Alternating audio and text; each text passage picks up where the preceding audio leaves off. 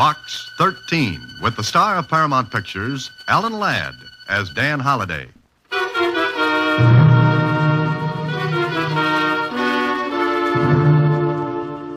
Box 13, care of Star Times.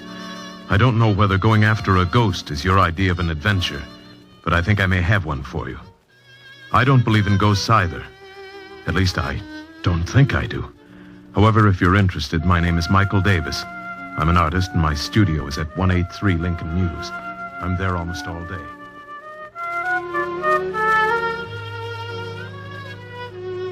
Is at 183 Lincoln Mews. I'm there almost all day and any day. So if you'll drop around, this may be interesting. Michael Davis. So Mr. Michael Davis didn't believe in ghosts. Well, neither did I, until I met Mr. Davis.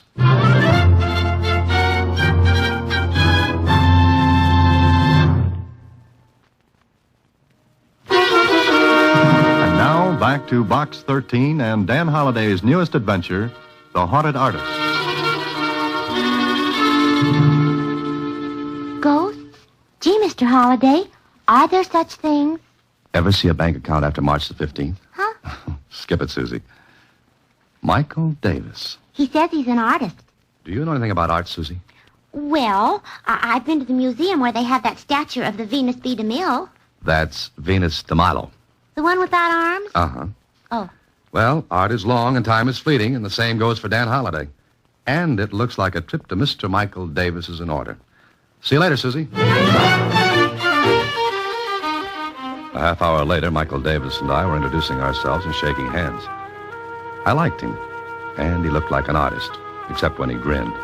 Then he looked and seemed a lot younger than his, 33 or 4. And he grinned as he said, So you advertise for adventure just to get plots for your stories, huh? Yes, that's a general idea. Maybe I'll be able to use yours.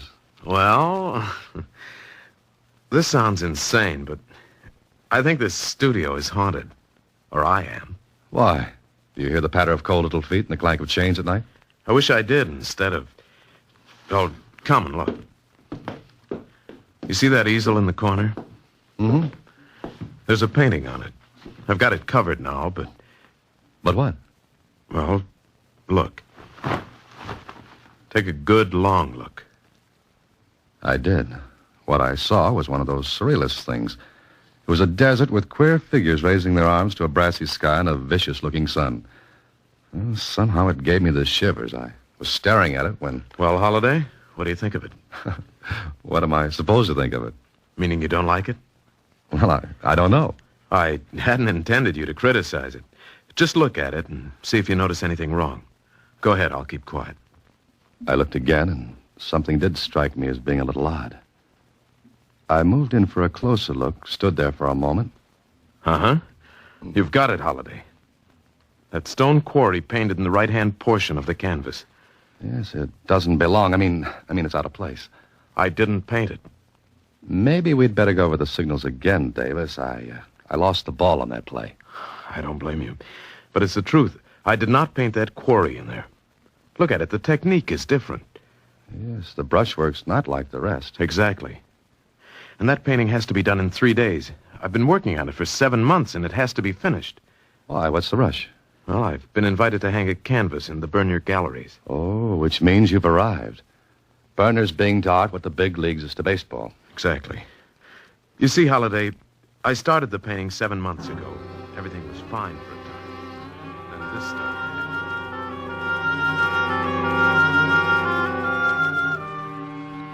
What Davis told me was this.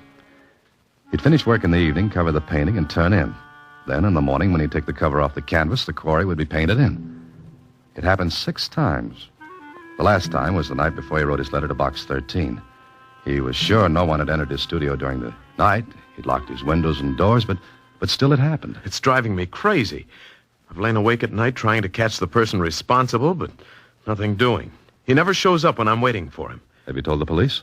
Oh, sure. They thought I was just 2 steps ahead of the man in the white coat. Huh. You're sure you've locked up every night? Look at the door. New locks, 2 of them. Even the window fasteners are brand new. Those are the only entrances? And exits. No, Holliday. No one comes in through the doors or windows. I'll swear to it. But someone has to, Davis. Unless I am leaving the rails. No, I don't think so.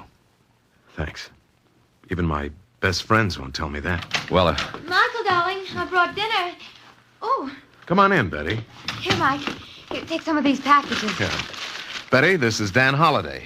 Dan, this is my fiancée, Betty Harper. Hello, Dan. And my name is Betty. well, thanks. I'll use it. Mike, darling, I've invited Kit and Ann for dinner. Is that all right? Sure.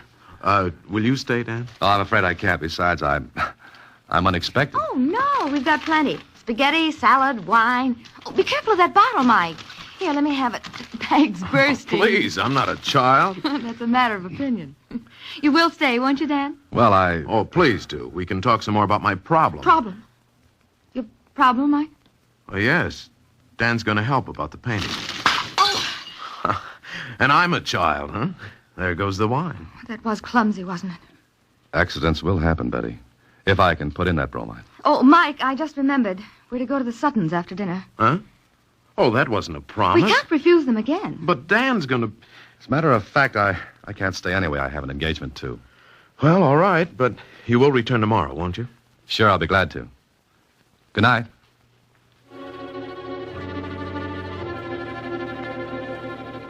Well, I like this. It looked good.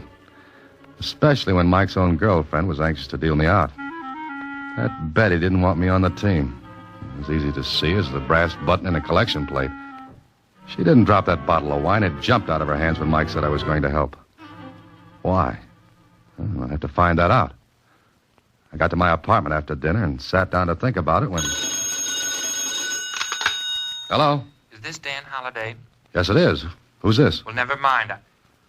Just a moment. Hello? Hello? Holliday, you're to keep away from Michael Davis. Forget the whole thing, understand? Well, frankly, no. Am I supposed to? Well, yes, I mean, look here, Holliday. It'll be awkward for you if you continue. Go on. I'm interested. All right, just remember what I said. Keep away from Michael Davis or you'll be sorry. Now, listen, this is no joke. But I'm laughing. I warn you. Good night. Brother, whoever you were, that was the worst imitation of a squeeze play I ever heard.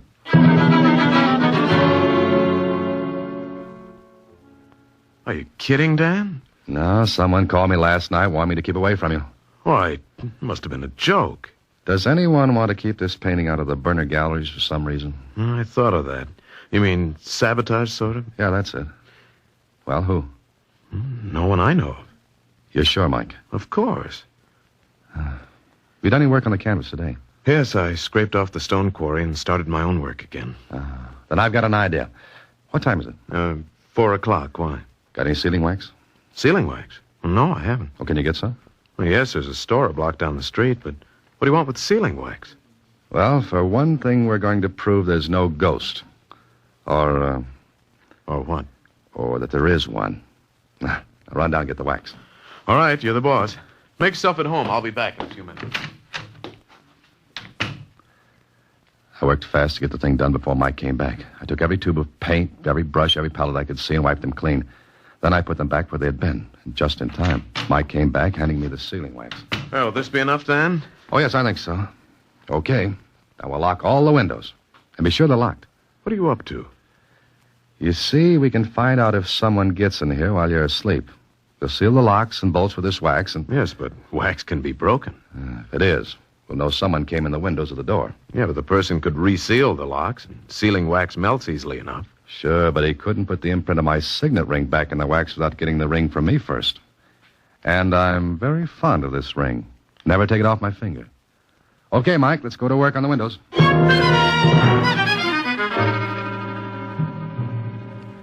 All right, that does it. Both windows sealed. If our ghost gets in now, you'll have to break the wax. You know, there's only one thing wrong. What, Mike? I won't be able to sleep tonight. Oh, take something. You've got to sleep because your visitor won't break in unless you do. Dan, suppose those seals aren't broken in the morning, but the painting's been changed anyway. What then? We both apply for an outside cell. Now, don't do anything more on your painting, and don't touch a thing. Why not? You want me to help you, don't you? Certainly. Then ask no questions and do as I say. And tomorrow morning, we may have an answer.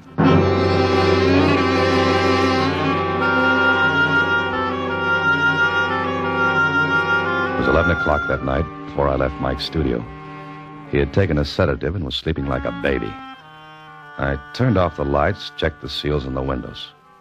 All okay. I let myself out, tried the door. Locked, but good. Then I took the sealing wax and melted a hunk of it to go over the keyholes. And I pressed my signet ring against the wax. I even forced wax into the crack above the door, initialed that. Michael Davis was sealed in. And whoever, or whatever, was doing the dirty work was sealed out. I hoped. When I got home, I set my alarm for 5 the next morning. Yeah, it went off all right. I stumbled out of my bed, into my clothes, and drove to Davis's studio. I wanted to get there before he woke up. I did, because when I listened at his door, there wasn't a sound. I looked carefully at the seals I'd put there the night before. Well, they were intact. I'll swear to it. Then I rang his buzzer. He was quite a sleeper. Well, he'd taken something and... Who is it? Why don't you come back in a week? It's Dan, Mike. Let me in. Huh? Oh, sure. Do you always get up this early? I have a contract with the park commissioners to wake up the birds. Fine. Shouldn't happen to a vulture. Sleep all right? Oh, like a top. Disturbed at all? Nope. Okay. Let's look at the seals. You bet. Well, this one's all right.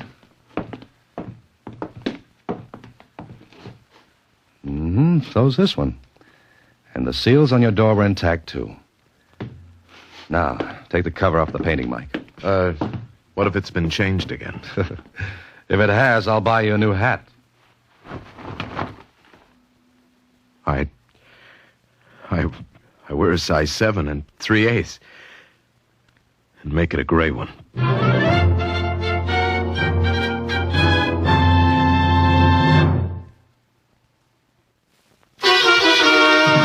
Now back to The Haunted Artist, another Box 13 adventure with Alan Ladd as Dan Holliday.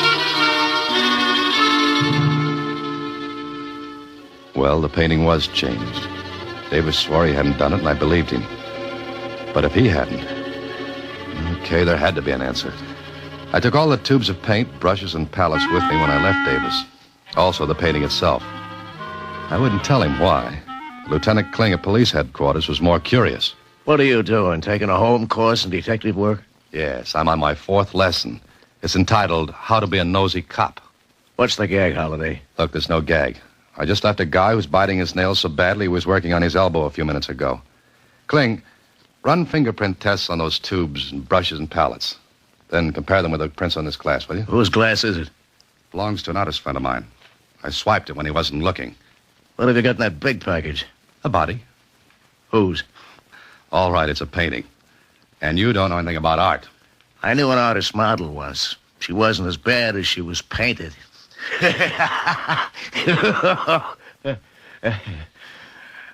Okay, so I don't slay you. All right, I'll laugh at your joke. Ha ha. Now, will you do me that favor? Okay. Fingerprint test in the tubes, brushes, and palette. Compare with prints on the glass, right? How soon can I have them? For anybody else, in a half an hour. For you, 3 hours, okay? Great. Be back in 3 hours.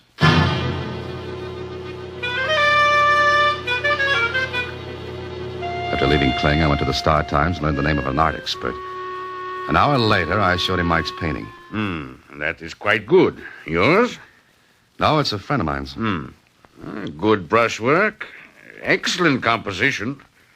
Wonderful color. And with this has no place in the picture. Look, I've got a lot of things to do. What I want you to do is look at the painting and tell me whatever you can about it. I'll pay you, of course. Oh, very well. But it will take maybe 2 hours to do a good job. You understand? Oh, yeah, sure. I'll be back in 2 hours. Well, it was a merry-go-round. From Kling to the art expert, from him back to Kling. A little less than 3 hours, Dan. Haven't you finished? Sure. There's your stuff, and here's the report. What's the matter with you? Kling, there's no mistake about this report, is there? Mistake? Look, Dan, our boy knows his business. Bet on it. Anything you like. Weren't there any other prints at all? None. The prints on the paint tubes and the rest of that stuff were the same as on the glass. All from the same person. But it can't be. I've got news for you. It is.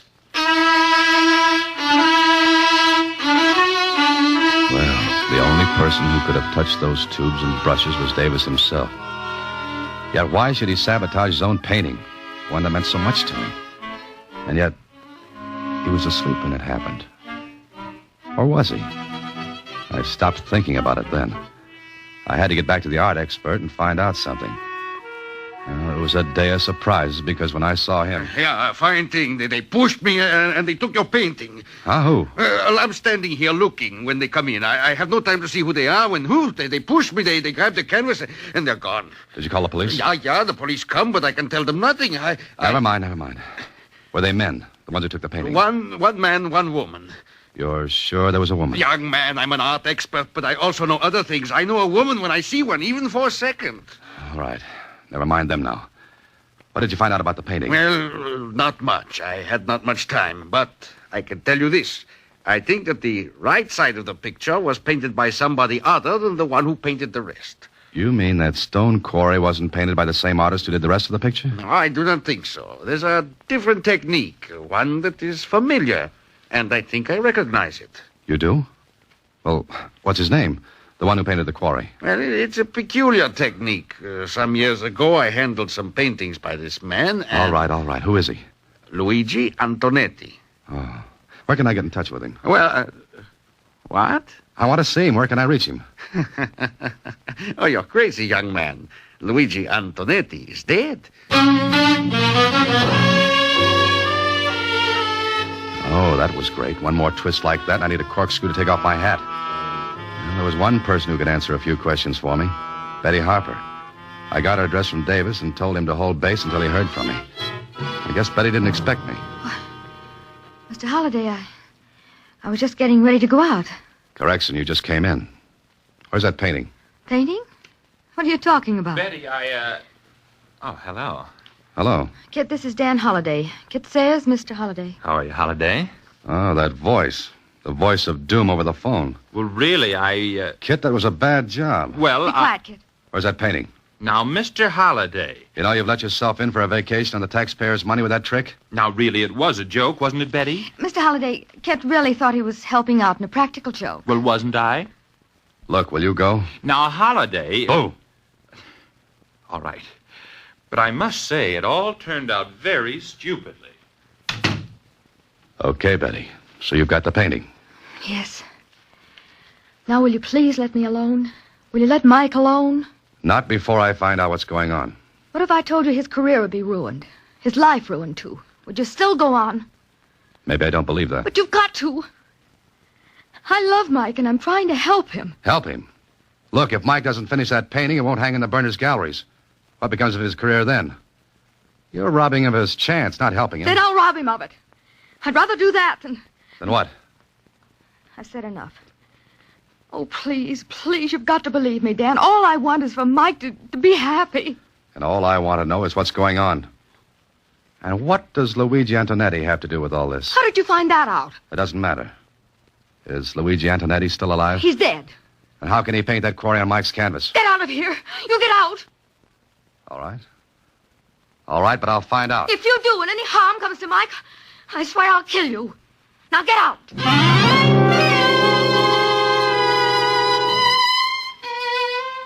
That was all from Betty. I would have bet my last penny she was doing what she was doing for Mike. But why? Why? Then I got an idea. Find out about Luigi Antonetti. I looked him up.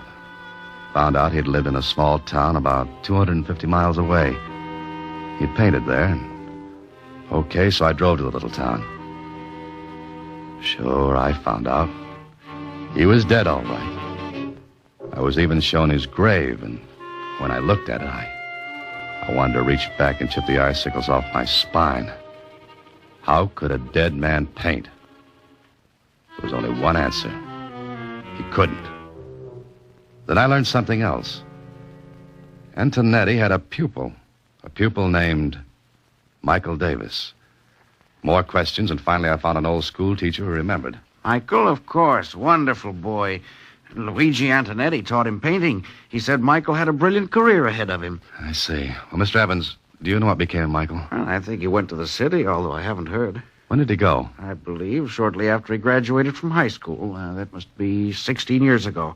Yes, it was right after his best friend was killed. His what? Yes, poor boy. He fell into the old quarry. Quarry? Stone quarry? Oh, yes, it was one night after a senior party. I think, yes. Both lads, Michael and Arthur, were in love with the same girl, you see. Would her name be Betty Harper? Now, it's amazing you should know that, yes.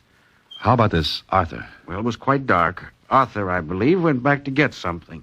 The bridge across the quarry must have broken. Michael was upset for days, even though Arthur was his rival for Betty. Thank you. Thank you very much, Mr. Evans. You'll excuse me, but I've got to hurry. I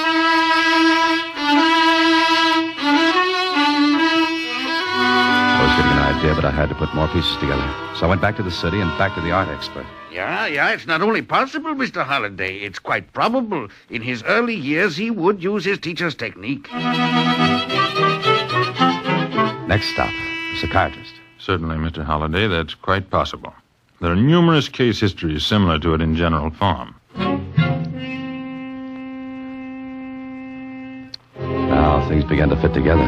The different technique, that of a dead man, yet only Davis's fingerprints on the tubes and brushes. Betty's concern and her willingness to see his career stopped rather than have me find out the reasons for everything that happened. But I had to bring the whole thing out in the open. So later in Mike's studio... Let me get this straight, Dan.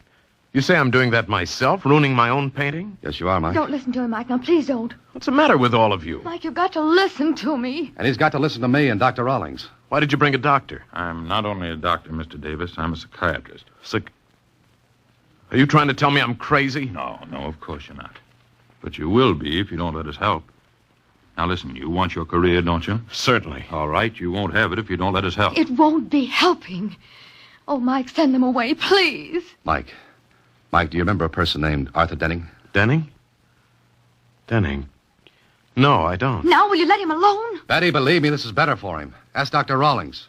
Tell him, Doctor. I'm sure Mr. Davis has a guilt complex. Oh, yes. Unless we find out why, he'll never finish this painting. Perhaps never finish any other. Why not? What would stop me? Your own mind, Mr. Davis. Mike, you know as well as I that no one came into your studio the night we sealed it up. No one. You were the only person in here. Now do you see? Not quite. What do you want me to do? Well, Dr. Rawlings told Mike what had to be done. Davis agreed. And I think that... It took only a few seconds for Rawlings to inject a drug into Davis's arm. Then we waited until... All right, he's under. You asked the question, Mr. Holliday. Mike, can you hear me? Yes. Now listen, Mike. It's 16 years ago. You're in high school. A senior. There's a senior party. It's night. Remember? Yes. It's dark. Who's with you, Mike? Betty and Arthur. What happened that night, Mike? I killed Arthur. Mike, no. Be quiet. How did you kill him, Mike? He had to go back for something. I told him to take the shortcut over the quarry. Then what happened? I forgot. You forgot what? The bridge. The bridge was broken. It was dangerous. But I forgot. I wouldn't have sent him. Yes, I know. He was killed, wasn't he? Yes. I loved Betty. So did he. Everyone would have said I killed him. But I didn't. I just forgot about the bridge. I didn't mean... All right. That's all. I thought he did it deliberately. You see, Miss Harper, his conscious mind refused to admit his guilt, so he forgot completely. His conscious mind forgot to protect him from the terrible feeling of guilt. But ultimately it came out. He learned painting from Luigi Antonetti 16 years ago. So it was natural at first that he used Antonetti's style, technique. Then, 16 years later, his mind goes back into the past, controls his hand, and he paints as he did 16 years ago. But he paints that quarry. The quarry which was associated in his mind with his guilt, or what he thought was his guilt. And now? What about now? Now, when he wakes up, we'll tell him and he'll be all right. For good.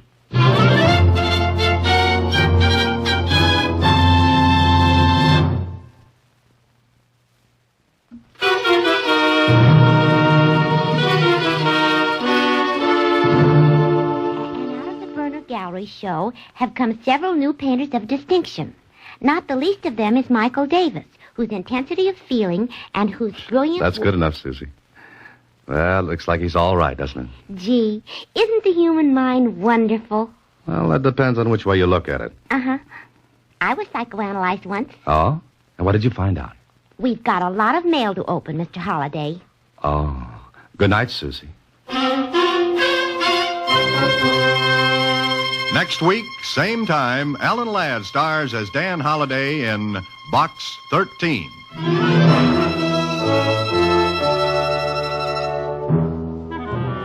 Alan Ladd appears through the courtesy of Paramount Pictures. Watch for him in his latest picture, Saigon. Box 13 is directed by Richard Sanville, with an original story by Russell Hughes, and original music composed and conducted by Rudy Schrager. The part of Susie is played by Sylvia Picker. That of Lieutenant Kling by Edmund MacDonald. Production is supervised by Vern Karstensen. This is a Mayfair production from Hollywood.